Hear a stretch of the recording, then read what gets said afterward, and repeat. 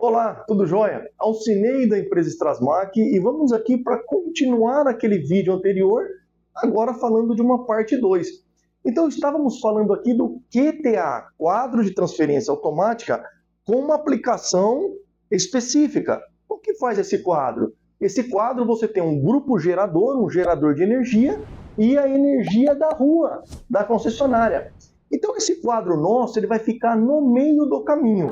Então você vai ter a entrada dele, rede da concessionária, a entrada dele também, rede do gerador, no caso o gerador de energia, né, gerando eletricidade, e você vai ter a saída, que é a sua carga. São todas as instalações suas, todos os seus equipamentos.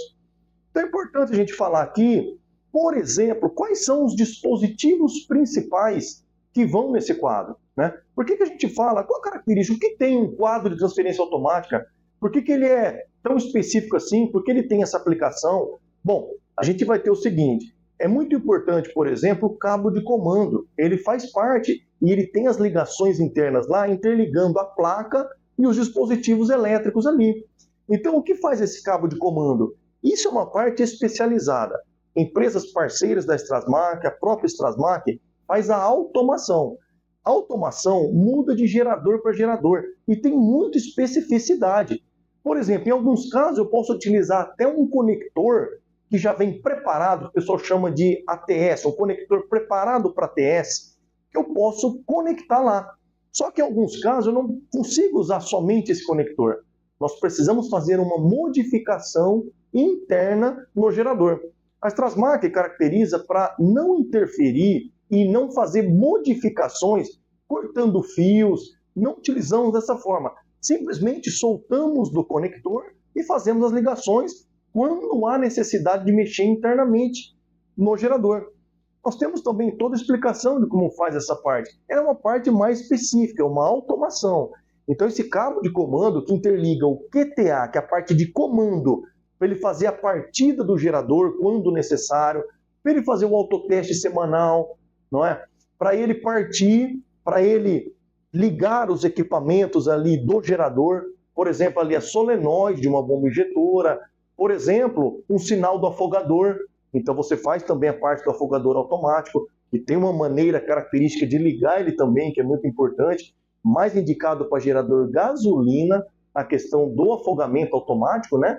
Porque você tem que afogar na mão para ele ligar, e quando você faz o automático, nós temos que instalar uma solenoide lá, no caso, para fazer o afogamento automático para ele funcionar quando faltar energia, para deixar o sistema totalmente automático no funcionamento. Então esse cabo de comando está interligado lá dentro. Muitas vezes deixamos, dependendo da potência do quadro, né, e por conseguinte do gerador, você tem bornes para ligar. E nós temos no esquema elétrico indicando quais são cada borne daquele lá para você ligar. Então, em alguns casos, já mandamos o cabo de comando para ser já ligado diretamente no gerador. Então, temos essas duas situações aí. Quais os dispositivos, fora essa parte, né, da automação, que é específica, né, e tem que conhecer para poder alterar o gerador, nós vamos ter um principal dispositivo, talvez, da transferência, que são os contatores, os dispositivos, as chaves de transferência, que ela vai, através do controlador, habilitar ou para acionar a parte da rede ou para acionar a parte do gerador. Ela que vai identificar isso, né? A placa controladora identifica, ou a USCA, né? O módulo eletrônico identifica isso e aí executa, ou aciona o contator, né? Ou a chave de transferência para a parte da rede, ou aciona para a parte do gerador.